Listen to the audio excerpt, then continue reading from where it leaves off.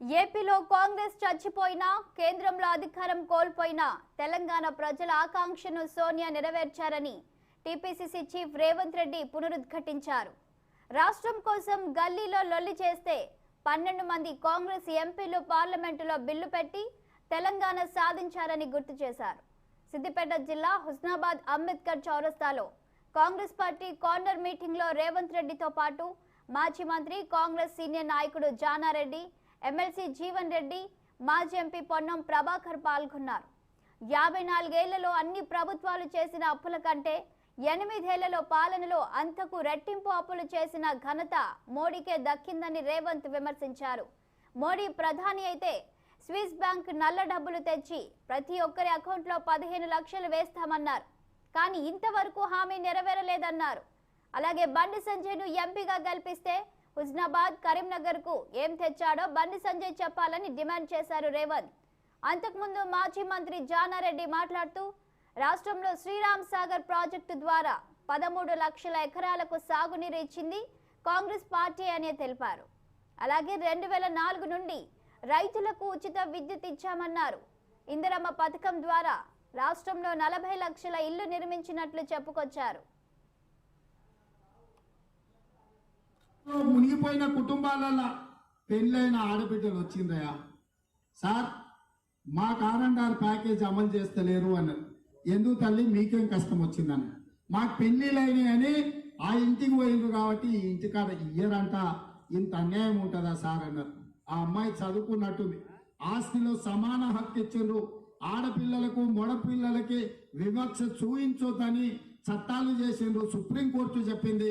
అయినా ముఖ్యమంత్రి ఈ రకమైన వివక్ష చూపిస్తున్నాడని చెప్తున్నారు.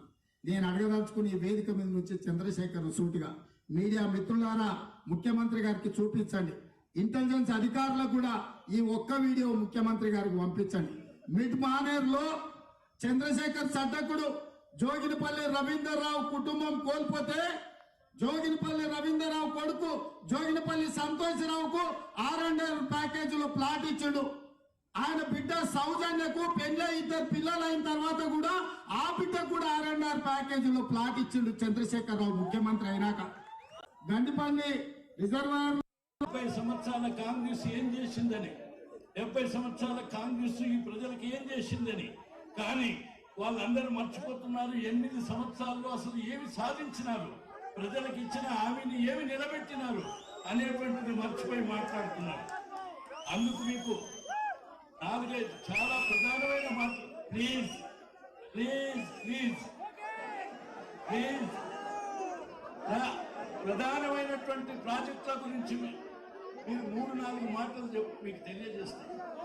మిత్రులారా, అసలు ఇవాళ ఈ భారతదేశంలో ప్రజాస్వామ్యాన్ని నిలపటానికి, అన్ని కులాల మతాల సామరస్యం కాపాడటానికి, అందరికొక్క అభివృద్ధిని ఆకాంక్షించి పనిచేసినటువంటి దాంట్లో ఎన్నో చెప్పడం కంటే స్వాతంత్ర్యం సముపార్జించింది కాంగ్రెస్, ప్రజాస్వామ్యాన్ని కొనసాగిస్తున్నటువంటిది కాంగ్రెస్ పార్టీ.